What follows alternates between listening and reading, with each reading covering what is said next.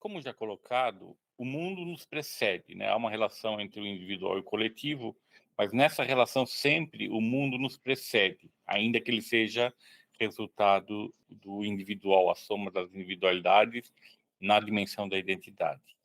Mas ele precede porque quando nós colapsamos, esse é um termo da filosofia, no mundo, na existência, o paradigma do mundo nos precede e nós acessamos e somos formatados como identidade dentro do paradigma vigente naquele momento, ou a partir daquele momento em que nós colapsamos na existência.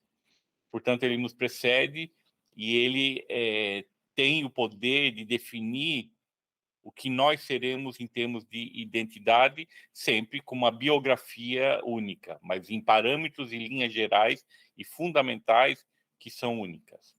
E como já colocado, é importante lembrar, esse paradigma ele é ensinado através da linguagem, incorporando tudo que o mundo tem, tecnologia, hábitos, instituições, sistemas, a legalidade, a economia e tudo mais. Aprender a lidar com o dinheiro, aprender a respeitar as leis e tudo mais.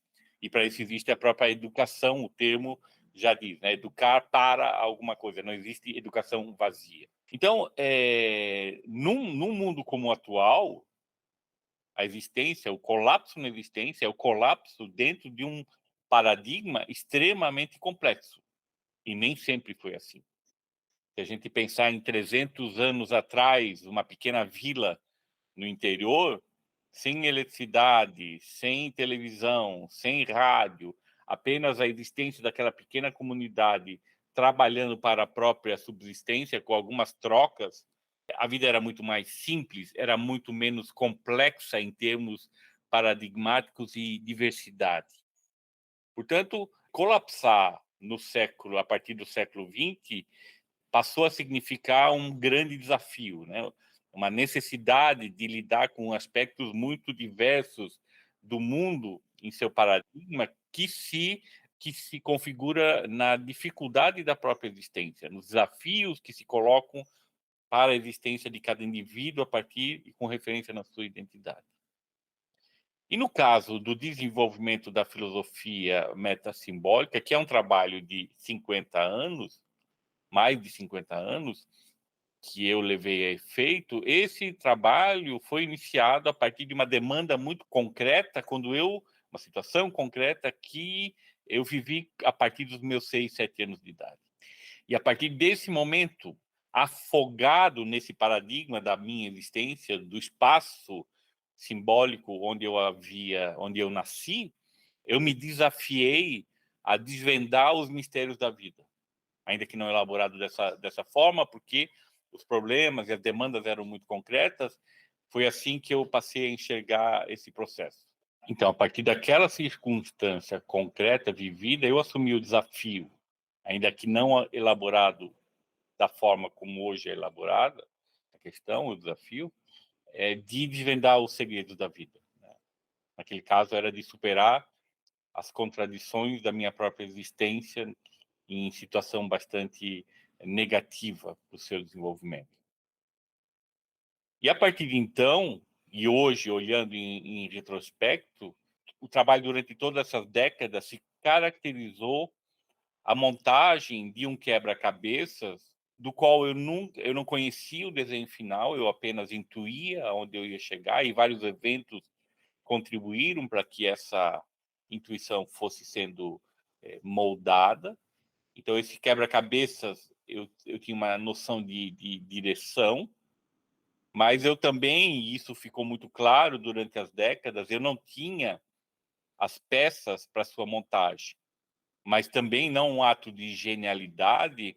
Todas as peças que eu utilizei para a montagem desse quebra-cabeças foram sendo recolhidas, foram encontradas no paradigma do mundo, e as relações e a forma, ou seja, a formatação dessas peças, eu mesmo fui trabalhando nessa formatação para que os desenhos, o próprio quebra-cabeças pudesse ser montado. Então, o que acontece é que, com o passar do tempo, o quebra-cabeças foi montando partes dele. Era uma parte aqui, o quebra-cabeça é muito grande, e uma parte ali, outra parte lá. Eram partes que muitas vezes eram interessantes como soluções locais, mas que não se comunicavam, não tinham uma inter-relação. E aí, com o tempo, eu descobri que eu teria que não poderia mais ficar no tempo presente, ou seja, o período da minha existência, o estado atual do paradigma para a montagem do paradigma. E aí eu comecei a viajar no tempo, em todos os tempos, chegando inclusive à questão e ponto fundamental do Big Bang, desde o início do universo. Então, o quebra-cabeças não é uma figura plana, ele é uma figura multiníveis, porque ele vai sendo estruturado em camadas do tempo, e nesse sentido, graças a esse recurso da temporalidade, e que hoje a filosofia abarca tanto o passado como o presente na forma de diagnóstico e futuro, que aos poucos, fugindo da complexidade da atualidade, e não regressa ao tempo, podendo descer a níveis de identidade, princípios do próprio quebra-cabeças que regem essa complexidade, é que finalmente foi possível chegar ao que eu denomino como o primeiro paradigma integrado de natureza existencial da história dos últimos 13 mil anos. Na verdade, o primeiro paradigma integrado da existência humana, que para sua realização, para sua vivência como integrado, precisa se dar em um novo patamar, justamente o metasimbólico.